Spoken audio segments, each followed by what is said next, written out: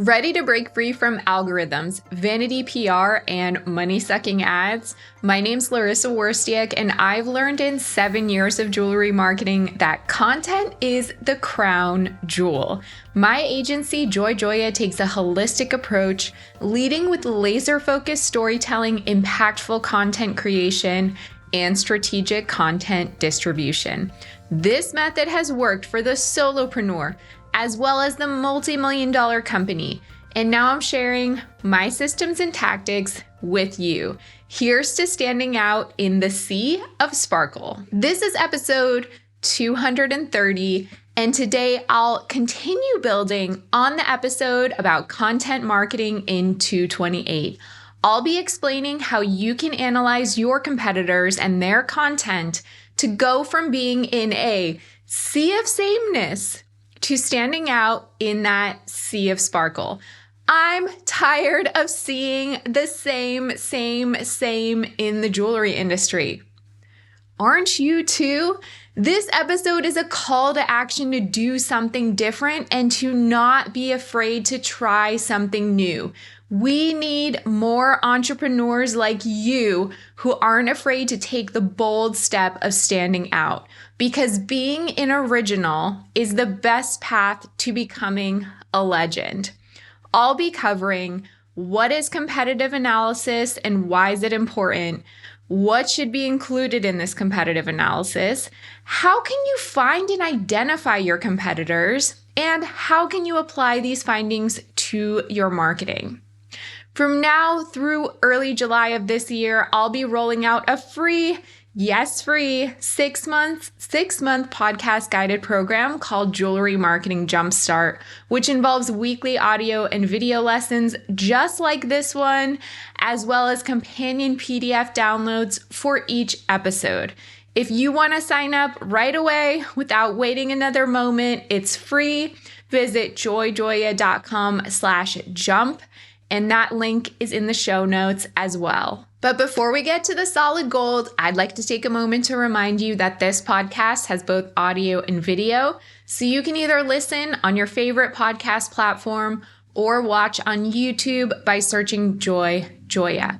Actually, if you're not already subscribed on YouTube, I highly encourage you to go do that, because I've been sharing some short video tutorials lately that are not connected to the audio version of this podcast.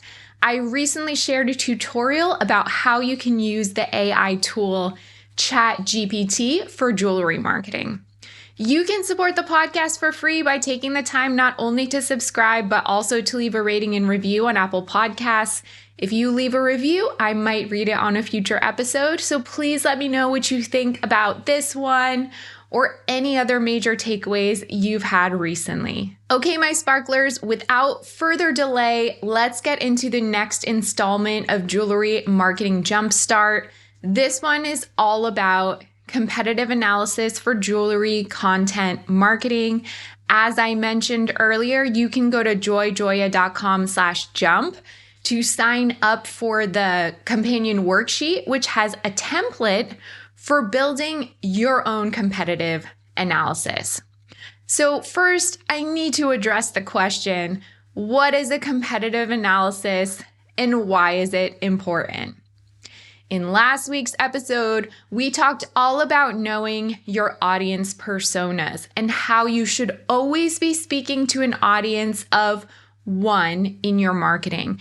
That helps you be laser focused and attract the people who matter, the people who will love your brand for life. Though, arguably, maybe it's not as important as creating your audience personas, because I really believe the customer is everything. The competitive analysis that we're talking about today is still so super important when you're starting out with your content marketing journey. It's not so much about knowing what your competitors are doing so you can do the same, or maybe something they're doing but just a little bit better. And side note, you'll notice as we go through this episode that the overarching theme is a rant against sameness. So I don't want you to do the same thing or even the same thing but a little bit better. Instead, I want you to see where the opportunities lie for your content and start zagging where other people are zigging. So, what aren't your competitors doing? So you can fill that gap and stand out in a new and glorious way. How are they choosing to tell their stories? How are they speaking to their customers? How are they communicating their magic and then distributing that magic? You want to acknowledge, appreciate, maybe be critical, and then go in a completely different direction. So when most people sit down to think about their competitive analysis for their jewelry brand, they're only considering their direct competitors. And usually this is done when you're writing your initial business plan. You're doing this to aid in product development, in pricing, to see where you can be competitive in the market. It's approached from like an inventory building perspective. Now, while that take on competitive analysis absolutely matters and should definitely be done as part of a comprehensive business plan, my take on competitive analysis for the sake of content marketing is a little different because it considers the marketing of your competitors, the brand identity, the brand storytelling of your competitors, and it doesn't only look at your direct competitors. Hold on to that thought, more on it in just a moment. Competitive analysis is so important because you may be ignorant about how unique or not unique your content truly is. Every once in a while, I'm on a discovery call or a meeting with a jewelry entrepreneur who thinks that what they're doing with their brand and their storytelling is unlike anything else in the marketplace. But in reality, I can tell that they've never really done a deep dive or bothered to challenge that assumption. Because as someone like me who studies jewelry brands all day long, I can probably name at least 3 brands off the top of my head who are doing exactly what that person thinks has never been done before. And I'm not saying that to hate on that person, but I'm saying that as a cautionary tale that you really need to be thorough with this. And you need to be brutally honest with yourself about what else is out there in the marketplace. You need to take off the blinders and take a real hard look at the market and what already does exist. But I promise you that even though this exercise may be difficult and even a little bit painful in how eye-opening it is, it ultimately will be in your best interest and help you build that legendary brand that you want to become. And then there's also the flip side of that coin, the opposite extreme of that person who thinks they truly do have a unique brand. There are sometimes jewelry entrepreneurs that have no idea how unique they are, and they're not capitalizing on that enough as they should be. So it really is good to be aware of how same or special you are, whichever side of the coin that you're on. So what should you be including in a competitive analysis? Again, you'll want to go to joyjoya.com/jump to sign up. Get the free companion worksheet. It will have a template with all of this so that you don't have to furiously write notes as you're listening or watching. So my take on competitive analysis is unfortunately not an original idea. I got this idea a few years ago from somewhere on the internet. Who knows? While I was preparing for this episode, I went to try to go find the original source. I could not find it. So somewhere, someone gave me this thought. Basically, I split it up into 3 different categories.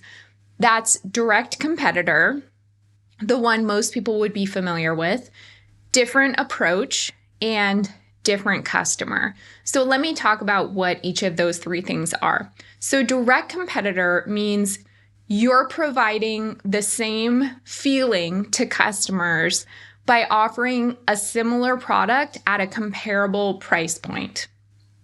Different approach means you're providing the same feeling to customers by offering different products and likely at a different price point. And then different customer means you're providing a similar feeling with a similar product or price point, maybe not price point, a similar kind of like aesthetic, but for different customers. And you'll notice that I say feeling, that you're providing like a similar feeling. When we talked about brand identity and storytelling a few episodes ago, I explained that storytelling is all about igniting a feeling in your customers. So jewelry, no one buys it because they want to have a piece of metal on their skin, okay? People buy jewelry because they want to feel a certain way. To summarize that, they want to commemorate a memory. They want to honor a loved one. They want to feel luxurious. They want to congratulate themselves or make them feel special about something. They want to feel elevated. It goes on and on. There are a lot of feelings. So in competitive analysis, when you're looking at marketing, it means that you and another brand are kind of giving that same or similar feeling in the same category of feeling. But the thing that's different is either the products that you're offering or the customers that you're serving. And the reason that I like to look at this is because it's targeting direct and indirect competitors. You could also look at indirect competitors in other ways, like maybe you don't think it's your competitor, but your customers do. Or maybe it's an aspirational competitor, like say right now, Tiffany & Co. is not your competitor, but that's like where you would like to be. So you see it as an aspirational competitor.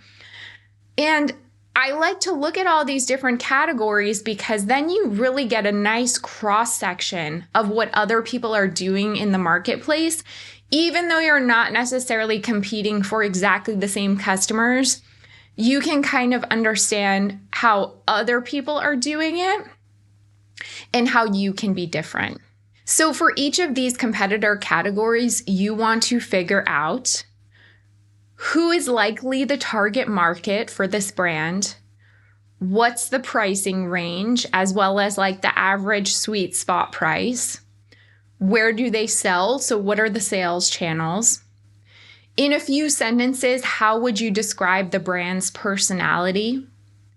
What are some highlights from their brand story? And also, what seems kind of boring about it? How are they communicating the story and through which platforms? So social media, email marketing, content marketing, like a blog, videos, in-person events, PR outreach, partnerships, influencers, etc. And then from what you're able to see as an outsider, what seems to be resonating well with their followers and fans? What surprises you about this brand? And what questions are you left with about the brand? Or where did you see inconsistencies? And document all of this somewhere. It doesn't have to be like a fancy presentation. You can have it in a notebook. You can have it in a Google Doc. But it's good to like keep stock of what you observe. So a very common question that I get is, Larissa, how am I even supposed to find these competitors? Okay, back up. Let me give you some tips. I think also people get in their own way. They think, oh, Larissa is a marketing expert, or insert whoever person's name here. So they have like some magical knowledge or some like magical secret password protected resource that I don't, so only they can know my competitors. That is not true. Very often I'm doing the same kind of research that you would probably do. Perhaps I see it from a slightly different perspective and I have an eye for it, but I'm using tools that are very much available to everyone. So let me give you some tips. First, if you're able to, you definitely want to try to walk some trade shows or industry events if you have access to them. So, for example, very recently, New York City Market Week happened. So, if you sell jewelry that fits the categories of the type of people who we would be exhibiting at shows like New York Now or Melly or other shows, then you definitely want to get yourself there. You don't have to exhibit right away, but see who is there. This will be a hugely eye-opening experience. You also want to be paying attention to industry publications like JCK, In-Store, National Jeweler. You also want to look at consumer publications that you think your target market would be reading. So like, does your audience persona read Vogue? And this is why it's so important to do those audience personas. What are they paying attention to? And what influencers, celebrities, whatever are being featured there, and what are they wearing? You can also ask your VIP customers or close family members and friends who know your brand, what do they like? What has caught their eye in the marketplace? And even if they're not avid jewelry shoppers, it may even be enlightening to learn about what accessories do they like to wear? Or what apparel do they like to wear? So that at least you can kind of start with parallel brands and then work your way from there. Definitely the internet is your best friend. You want to search Google for many variations of keywords. So search for generally the types of products you have. If you sell charm bracelets, for example, go see who else comes up in search for charm bracelets.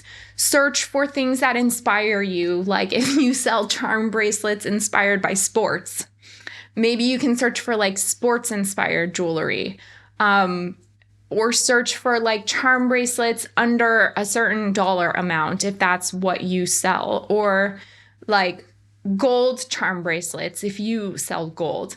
You can also search for hashtags on social media that perhaps you even use for your own brand to see what comes up under those hashtags as well. And then lastly, how are you to apply these findings to your marketing? So again, the theme of this episode is moving away from sameness. The ultimate goal of this exercise when you're doing it, if it feels pointless or silly, is you want to be different. So as you're answering these questions, as you're doing this research, keep coming back to the question, how can we be different? How can you fill a gap? What are they doing or not doing? What was unclear or confusing about those brands? And how can you bring more clarity to your customer? You're going to brainstorm ways that you can be unique. Again, you're going to zag where others are zigging. Okay, so that's it for now for this installment. Much more to come in future episodes. Go to joyjoya.com/jump for additional information, action items, exercises, and a template to do your own competitive analysis. Before we get into the goldmine, as well as my jewelry marketing news roundup, I want to share a case study that I think embodies what I just spoke about. Okay, so these are my thoughts about how I'd apply this lesson to a jewelry brand in the wild. If I haven't said it enough already, this episode is all about being different. And it can be friggin' difficult to continuously come up with the ideas that will help you set your brand apart from your competitors. I recently saw this article in JCK about some really fun and unique Valentine's Day collabs that jewelry brands are doing with some unlikely pairings, food businesses. And the reason I'm bringing this up is because if you're really stuck on ways to be different, a collab with a brand that may feel unexpected but still strategically makes sense because you have overlap in your audience personas could really open up a world of creativity for you, because now you are maybe venturing into a new industry, or just trying something completely out of the box. So that's why I like these examples. A few episodes ago in 228, I talked about one unique Valentine's Day collab between Anna Sheffield and Chipotle that you may remember I mentioned. So founded in 2000 by Anna Sheffield, which is also an eponymous wedding jewelry brand, Bing Bang NYC creates minimal, modern, and timeless jewelry with a pinch of downtown chic. They partnered with Chipotle on a limited edition collection of minimal, modern, and expressive jewelry, dropping only on ChipotleGoods.com. And Chipotle's creative director said the reason they teamed up with Bing Bang NYC was to create fun, fresh jewelry that fuels Gen Z's passion for self-expression. The jewelry also sports the word extra, which Chipotle has been incorporating into their other marketing storytelling. And these were some others that were mentioned in this JCK article. So there was a collab between Lorraine Schwartz and Serendipity 3. So if you have never been to this place in New York City, Serendipity 3 is famous for its frozen hot chocolate. They're served in these giant glass bowl cups. They've decided to partner with fine jewelry designer Lorraine Schwartz for her masterful eye for beauty, according to the restaurant's chef and creative director.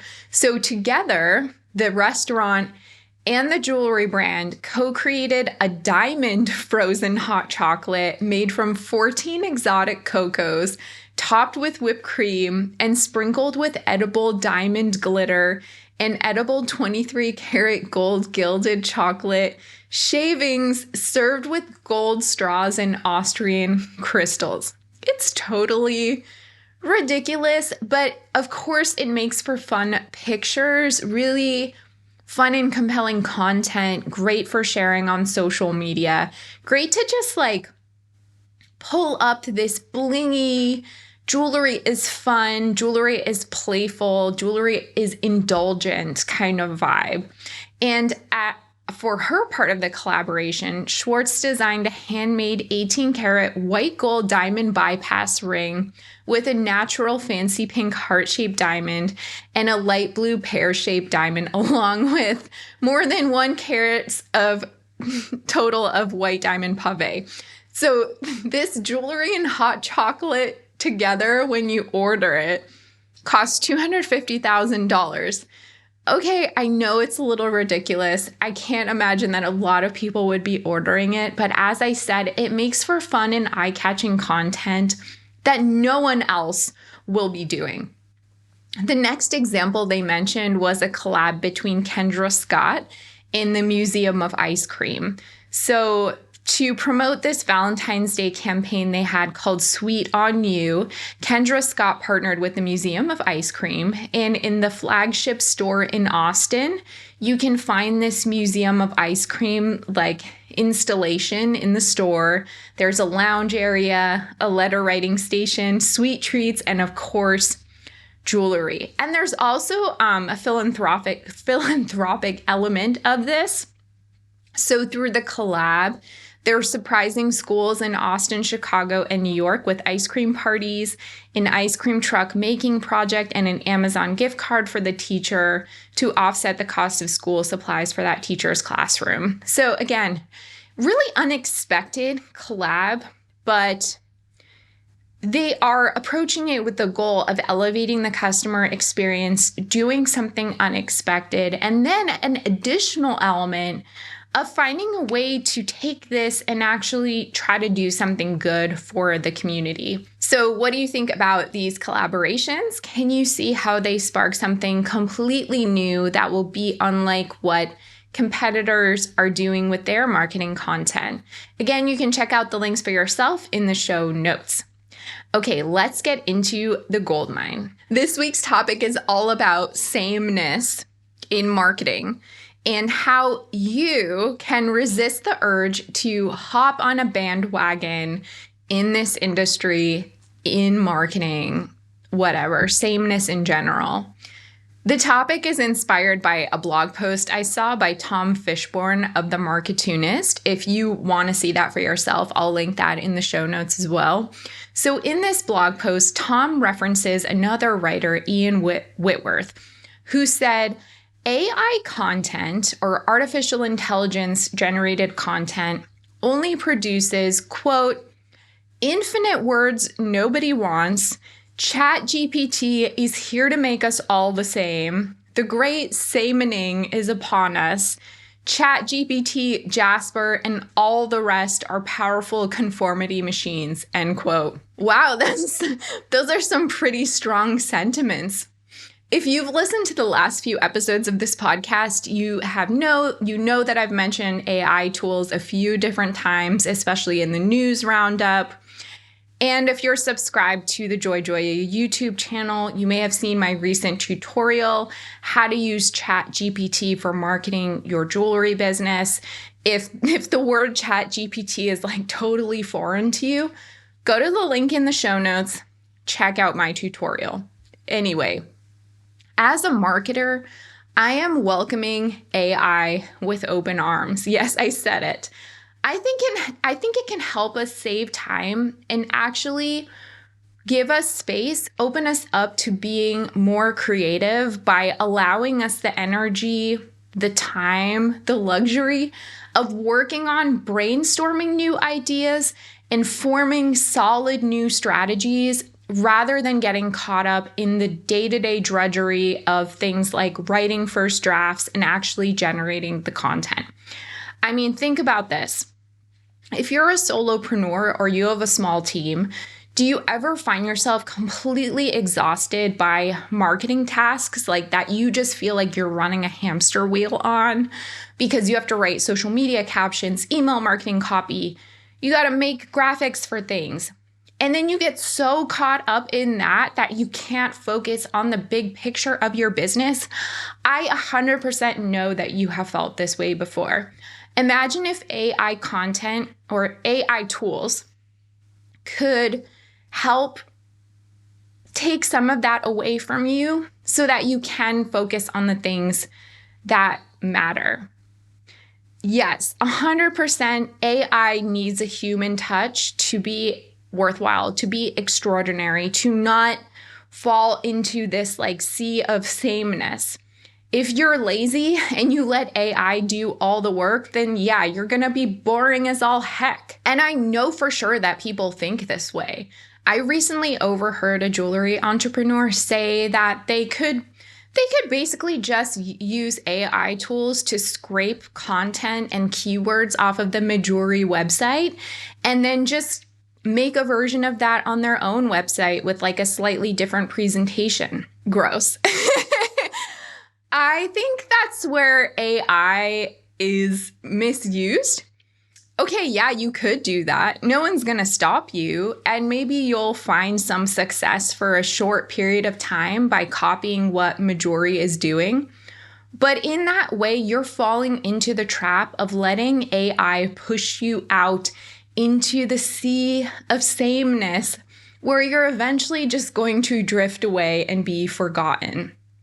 You can absolutely look to what your competitors are doing as a starting point, and you can borrow some inspiration from that. I mean, you have to get it from somewhere, but ultimately you want to push yourself to do the hard thing, the thing that AI cannot do, at least not yet.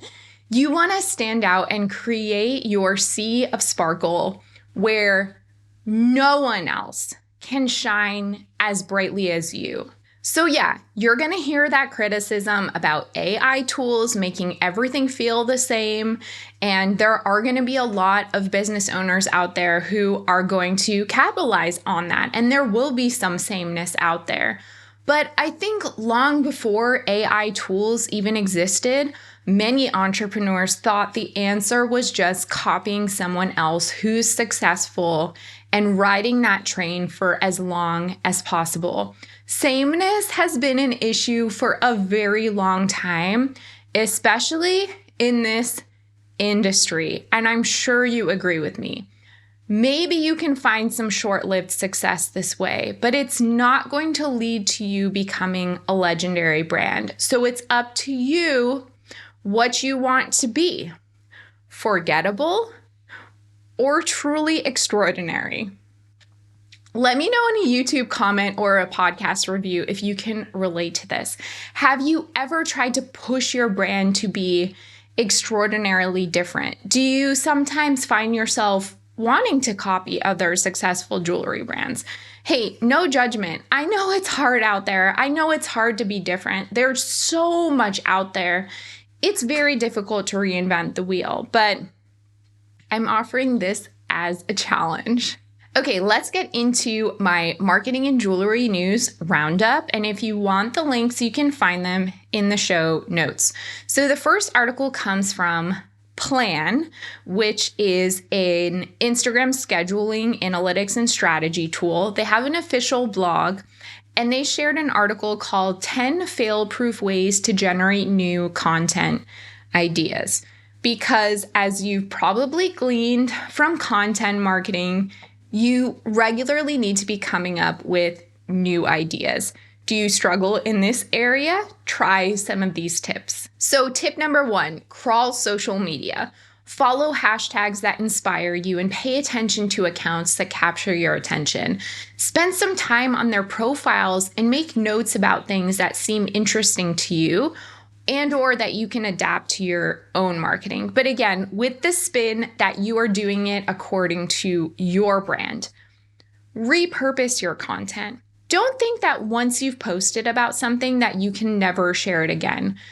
Constantly think about how you can say the same things in new ways, especially if it's related to a holiday event or season that happens regularly related to your business.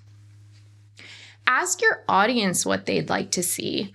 You can also check out discussion forums related to a niche that caters to you. For example, if you sell beach-themed jewelry, you can look at a Reddit sub related to beach travel or people who love the beach. You can also see what's trending or popular on YouTube and TikTok, and then explore creative ways to take that direction and adapt it for your brand to make it work. So my main takeaway is, yes, keeping up with idea generation for content can feel like a grind, but if you make it a top priority, you plan ahead, and you have fun with it, then the world is truly your oyster. There's no limit to the types of content you can create. The next article comes from Retail Touchpoints, and it's called How Benefit Cosmetics Turned a Product Launch into an Event in a Major Marketing Win. Not a jewelry brand, but a beauty brand, Benefit Cosmetics was recently featured in Retail Touchpoints for their adept handling of a product launch promotion. So as I'm talking about this, even though it's outside our industry, think about how you can apply it to when you have your own product and collection launches. So last year, Benefit decided to replace a current line of blushes with a new range. They were really concerned that their customers would be disappointed about the fact that they were discontinuing something that people did like. So they looked for ways to turn this moment of the release in an exciting event that would delight loyal fans and also bring in new ones. Ultimately, the results said product launch emails saw 50% higher click-through rates than their typical campaigns and generated 40% higher revenue than similar emails throughout the year. So how did they do this? First, they created a lot of buzz for the launch. And this is a common mistake or missed opportunity that I see, especially with smaller brands. They think saying something once or even twice is enough.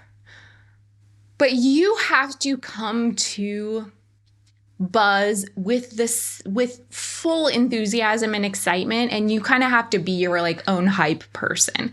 You have to say it multiple times, and you have to say it early and very often. And there's also usually a multi-step process involved. So what Benefit did is they had a pre-launch wait list that they promoted across several channels so that people can sign up, be on the wait list to get first or early access to the launch. They were also able to save the date to their calendars so they could remember exactly when the product line was launching. And then once it got closer to the launch date, they were able to utilize with their email marketing additional segmentation so they could space out emails to customers who were on the wait list and then people who weren't on the wait list, but segmenting those out between VIP customers and then people who have purchased Blush in the past. So using those segments and using this like multi-space, highly planned process, they were able to personalize their email campaigns based on customer behavior and interest, meaning that customers saw emails that were relevant to how they shop and what they want to see. So my main takeaway is to be successful in a product or collection launch, it's not rocket science. You just have to plan ahead, leverage your data, be your own hype person, say it more often than you think you need to, repeating your message multiple times and focusing on giving each customer what they want as much as you possibly can. And then the last article comes from Social Media Examiner, and it's called How to Drive More Local Foot Traffic with Instagram. Do you have a brick and mortar presence? Do you sometimes do in-person events like trunk shows or pop-ups? Do you hope to do any of these things in the future? If so, then you'll definitely want to try some of these tips about driving more local foot traffic with Instagram. So first, of course, and these tips are small, they're easy things you could do in like an hour or two, and then even ongoing as you post. You'll want to optimize your Instagram profile for local business by adding location details to your bio, setting up an action button, which is great if you take appointments, whether that is for like a temporary event or an ongoing event, and then geotagging all your feed content. So making sure everything you post is connected to a physical location. You can also research and use local hashtags and connect them to your posts. If you want to try getting your customers to transition from interacting with you online to getting them up off their couches and visiting you in person rather than just creep on you, offer exclusive in-store or in-person only coupons or discounts. You can create reminders for events to get people excited about the things that you're hosting. And then when there are influencers or really enthusiastic customers who visit your store, you can tag them, take photos of them with their permission, or ask them to share user-generated content with you. And then you should definitely highlight other local businesses and perhaps even reshare their content in your stories or consider doing collaborations with them. My main takeaway is sometimes getting your jewelry in front of people in real life is the best way to show them the details of the pieces and the overall impact that they have. If you don't have a brick and mortar store location, you can definitely consider doing trunk shows, pop-ups, other live events, and then optimizing your social media presence to let it be known to your target market that they can see your jewelry in person. That's it for today. Do you have any questions about Jewelry Marketing Jumpstart? You can always email me Larissa, that's LARYSSA @joyjoya.com. If you love this podcast, please share it with a friend who'd appreciate it. And don't forget to subscribe as well as leave a review on Apple Podcasts. If you're completely new to digital marketing for jewelry, then you'll want to purchase and read a copy of my book, Jewelry Marketing Joy. Visit joyjoya.com/book for more information.